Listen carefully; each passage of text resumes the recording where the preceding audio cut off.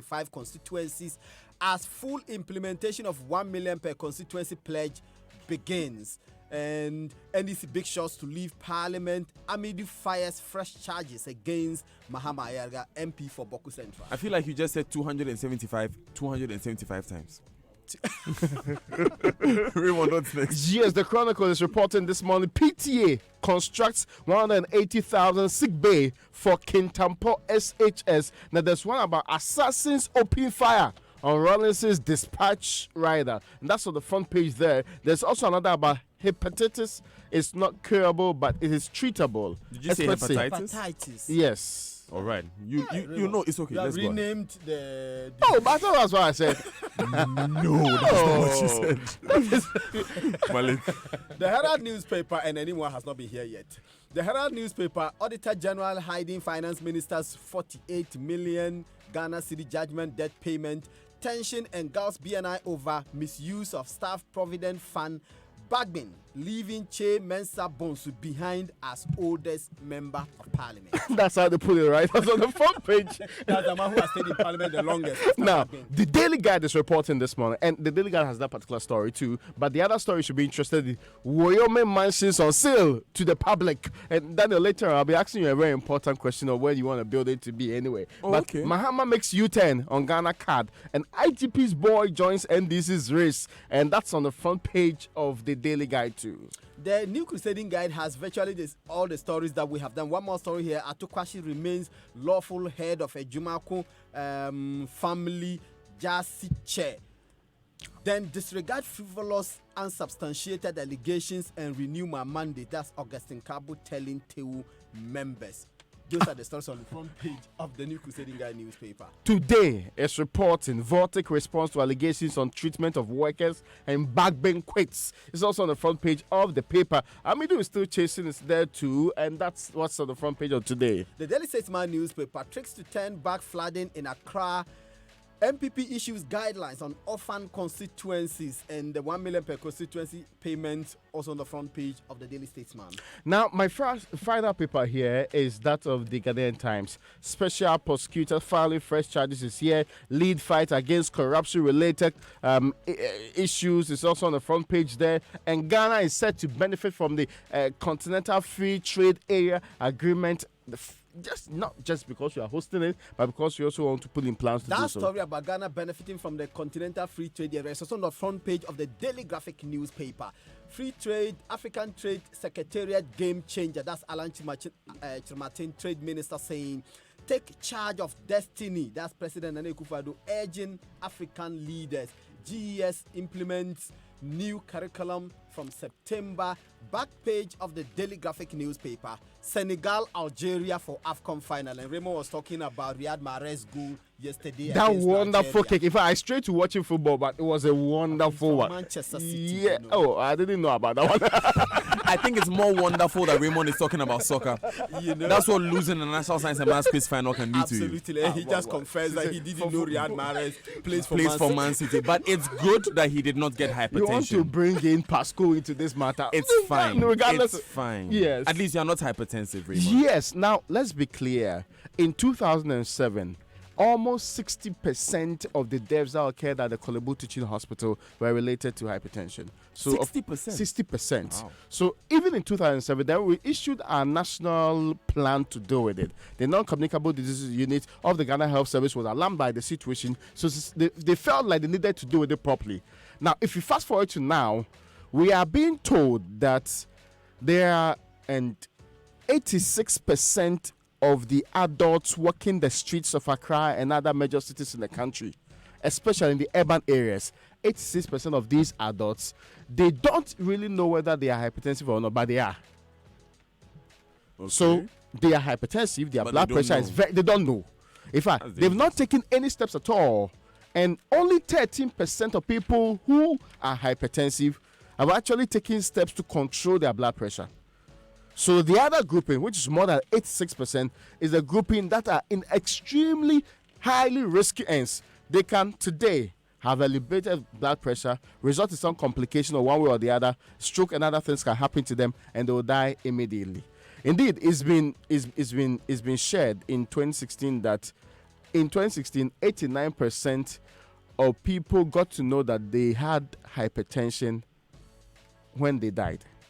So that means that throughout their lives, they didn't know that this was their situation. That's terrible. That's how serious is the situation. Now, two things are going to happen. The Ghana Health Service has signed some memorandum of understanding for a 3-year project with some pharmaceutical institution, which is supposed to make sure that we develop the right kind of drugs first, and education goes with this, so that we can identify people who are hypertensive, who may not even know about it, and actually get them to change not only lifestyle but also get a drug to control the blood pressure, which might be something that they have to live with for a very long time. And some people have to live with hypertensive, what they call conditions, for almost all their lives. And even they have different levels of risk in this particular case. One more thing though, there's an increasing thought that physical activity related to the human being in this case, that hypertension, just like other non-communicable diseases, are lifestyle related.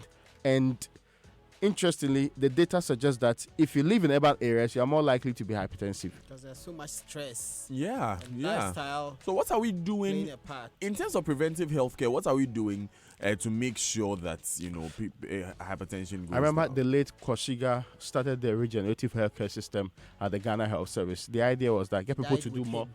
It died with him, eh?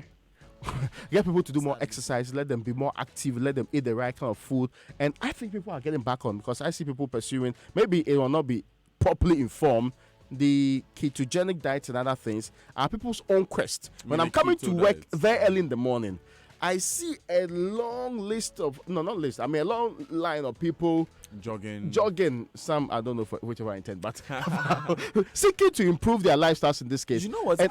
I know, Raymond, that the occupational safety and health policy that's supposed to be passed mainly with things like, how safe you are, how safe the environment is. But it could be factored in, every office having something like a gym, something. Very good. So a comprehensive health plan that will make sure that we have a healthy population for a better economy. Great. Maybe when we come to work, Malik, we can go to the gym small. But now let's do 275 in 275 in 275. You know, the president recently said that he has not deceived anybody into power, and that he's fulfilling his promises. One more promise: $1 million, one constituency, $1 million. That promise is also being fulfilled.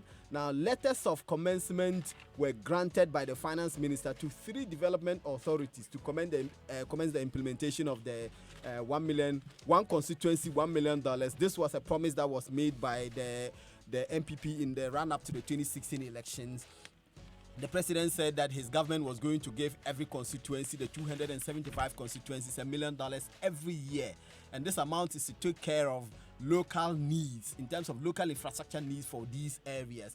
Now, it was announced again under the Infrastructure for Poverty Eradication Program that this amount of money was going to be provided under this IPEP. Okay. And it is in tandem with that the finance minister issued these letters of commencement to the development authorities. And we know that the president appointed somebody in charge of these development authorities. Okay. And these development authorities will be responsible for the disbursement of the money. Remember that in 2017, when questions were being raised about the implementation and the fulfillment of this promise, which was made by the president in the run-up to the election, Information Minister at that time, Mustafa Hamid, said that the development authorities were going to be the vehicle through which this money will be dispersed. Now that is happening. The letters have been issued. Commencement certificates make available $1.66 billion. That's $220 million. And $275 million will go for the constituencies. The remaining 45 is for some other outstanding payments. Now, a statement from the Jubilee House says that the purpose for this is to attain the objective of the local needs, infrastructure needs of all the constituencies. That is why this money is being made available. So one more promise being made. Now questions will be raised as to what happens in 2017 and 2018. Because it was supposed to be per year. Absolutely. The statement is explaining that the money was being disbursed, except that it did not come on the vehicle of the development authorities. Now, let me, it's interesting getting to know that money is going to go out there, but we're also trying to retrieve some money from some people. You know, the back and forth with Alfred Agbeshi Woyome, that businessman, on his properties, right? Now, you are a young man. Of course. Would you want a wonderful house, let's say somewhere in Trasaco? Trasaco. Yeah. I won't mention the price now, but you think about it. Oh, there's traffic. There's traffic. Oh, I can afford it all. Okay. There's traffic. Okay, compared to car price. Car price. Car price versus Trasaco. Mama, car price. Yeah. Oh, it's very close to the office, right? Yeah, car price. I'll jump to it. No, a health and safety. So that my very good. You don't have to stay in traffic for long. Now, very convenient. The Attorney General has taken steps to make sure that they sell the properties of the businessman Alfred Agbeshiworome. And we are told that according to Daily Guide, Friday they filed some procedure in court specifically to make sure that they determine the floor price for selling these properties. You know that there was an understanding that the Lands Commission had valued the properties to be somewhere around 21 million. Yeah. You know that Wyoming has contested that. Even when I spoke to him, he said clearly that if you look at Quarry, if you look at one house at East Legon, one at car price, two at Trasaco, there is no way in the world they can be 21 million. And that he suspects that there's a deliberate attempt to bring the price down so that people can benefit from it and actually sell it off at a very cheap rate. Now, the AG is in court asking the Supreme Court to agree to what it considers to be the lowest it can sell these so that it can easily get the money. Because, of course, I mean, you may not be able to sell at the price that you want. You don't have the luxury of time. And we've been trying since 2013 or before to try and retrieve the monies in this particular case. Over the period, we've done several things which has not been successful in doing so. The last head of Mr. Oyome was when he said he was going to challenge the decision. He believes that a possible judicial review may actually turn things in his favor when the African court did not make that particular determination. African Court for People and Human Rights. Yes, they don't make that determination for him in this particular case. So this morning, we may see if the Supreme Court agrees to what the government is supposed to do. The don't come happening, that your dream might come to pass. And I have to add, the Wyoming building at Caprice, I've been there before. There is swimming pool in it. There's swimming pool in it. Yeah, the one that I want you to buy. Oh yeah, that's why I'll be swimming so I don't get hypertension. We are preventing hypertension. I thought you wanted to confess that it just went beyond your reach. the swimming pool. No.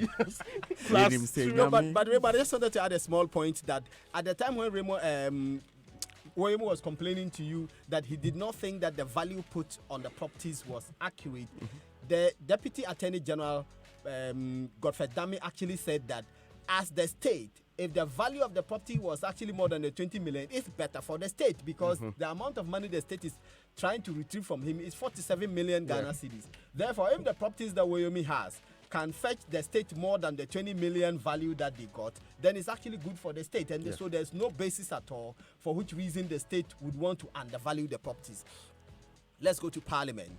4 notable members of Parliament from the Volta region on NDC are not returning to Parliament because they did not pick nominations as of July 12, Friday, when nomination closed for members of Parliament or persons desiring to run for office as MPs to pick nominations.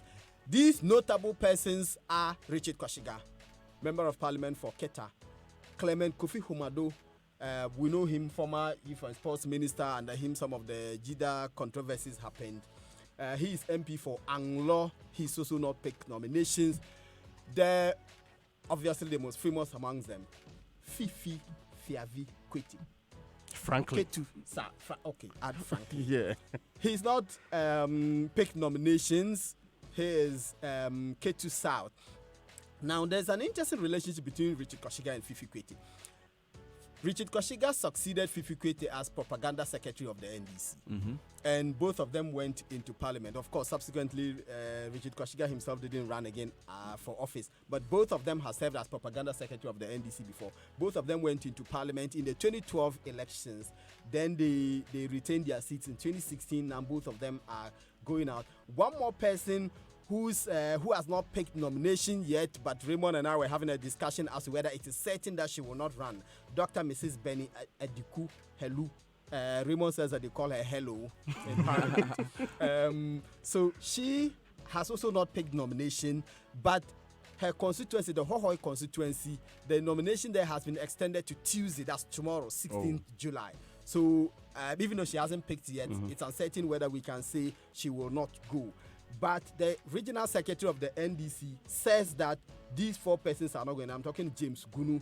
He is the one who has told the Ghana News Agency that these 4 persons are not going. They have not picked nominations. He also revealed that 15 women out of the 74 persons who picked nominations, 15 of the 74 are women.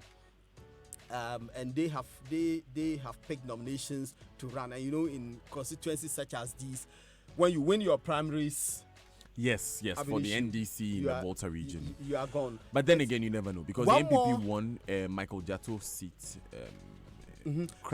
One more notable person, former Deputy Minister for Tourism, Culture and Creative Arts, Madame Jifa Ablan Gomashi. Oh, she's also picked nominations, and she's going for Ketu South. Fifi Kwete's Ketu South. Absolutely. Interesting. Good morning, Jifa Gomashi. And she said, following consultations, I have taken a resolute decision to offer myself as a willing and able candidate for the Ketu South parliamentary seat on the ticket of the NDC. This is a divine decision, and I am a woman, because women have not represented us in parliament in constituencies along the coast of Southern Volta. All right. Raymond, what about Alban Bagman? Yes, he's also not going to parliament. We understand that after almost 28 years of being in parliament since 1992. If you see the MPs, and we can't, many have said that Alban Bagman was a wonderful minority leader. Majority leader, some said that he did well too. As second deputy speaker, is one of the most experienced in this kind of parliament. Indeed, people do not really feel that his decision to have gone to contest for presidential primaries, even though he indicated that as far back as 2008 was a good decision, and that he should have stayed in parliament, where many felt he was one of the people who could groom new people into that particular house. The attrition rate in parliament is also worrying to some people, that if you have the fine brains, people who believe in parliamentary systems like that, leaving parliament, we may lack the substance that we had. Look at the 1996 parliament. It's almost like with a few of them, 1 or 2 who are still in the current parliament. Yes, and he Bagman himself. You know how the heritage puts the story, said that he has left Chairman Sabosu as the oldest MP. As the oldest MP in that particular parliament. Hopefully, we'll be able to build capacity so that we have more Bagbans in parliament. But I wish him all the best as he, second deputy leaving. Talking about primaries, the MPP is opening nominations for its orphan constituencies. What does that mean? Orphan constituencies are constituencies where the party does not have MPs. Thank you. So there are 106 constituencies which are currently being held by the NDC. All of these 106 constituencies are orphan constituencies for the MPP, and they've opened nominations running from July 20 to August 30. The primaries proper will be held simultaneously across all the 106 constituencies on September 28th. And the national organizer, John Budi, issued a statement talking about this and saying that persons who are willing to run will pay a non-refundable fee of 20,000 Ghana, filing fee of 20,000 Ghana cedis. But women, persons with disability, and young persons desiring to run will pay half of that price, which is 10,000. Will they bring back the affirmative action rules that caused some stir some time ago? Will they bring them back? But that was strongly and vehemently opposed. Also, would they try to protect sitting MPs? Oh, that was also opposed. I'm hoping that these issues will be dealt with. Exactly. These are orphan constituencies. And Raymond, you are referring to when they first brought a rule that a female MP should not be contested in the primaries. Yes. And they did argue then that this slashing of a nomination fee or the filing fee by half is also a form of affirmative action. Yeah. So that's the arguments they made then. Let's see what we hear this year. Now, the online news review is where we go next. Is brought to you by Zenith Bank in your best interest and Goil Good Energy.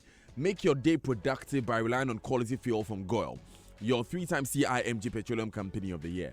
Goil's Super XP and Diesel XP are additivated to enhance strong engine performance and prolong the lifespan of your vehicle. Above all, you are guaranteed extra quality with our fuel analyzer from our mobile laboratory van. Get your money's worth every day by buying fuel and lubricants from any of Goil's over 360 service stations nationwide and experience good energy. Buy Goil, Grow Ghana, Goil Good Energy, Goil Yenara Yedia. Now, when it comes to traveling with ease and comfort, Zenith Bank's wide array of MasterCard and Visa cards will help you do just that. You can Conveniently use your Zenith MasterCard and Visa cards at over 33 million Visa and MasterCard branded ATMs worldwide. On the internet for online purchases and payments, in-shop for payments of goods and services, at all Zenith Bank ATMs, and on local and international POS or retail outlets that accept Visa and MasterCard. Sign up today, or if you already have one, use the Zenith MasterCard and Visa cards for a great travel experience. Go light with Zenith Bank. It's faster and smarter. Zenith Bank, in your best interest. Ayariga questions Amido's motive for filing new charges. MyJoyOnline.com. This was a lead story on the 6 a.m. news. Interesting thoughts there. Is it possible to stay sexually attracted to your spouse for life? That was Counselor Amos Kevin Annan, Elder Amos Kevin Annan. He's a life coach and youth counselor. He spoke at the 2019 Joy Beauty and Bridal Fair Marriage Seminar, the Accra International Conference Center, AICC. The buzzword then was power or technique. We'll get into the details later on in the show. The BBC.com has an update on Ebola. There's a case confirmed in Goma in DR Congo. Still live on the Super Morning Show. We'll be right back.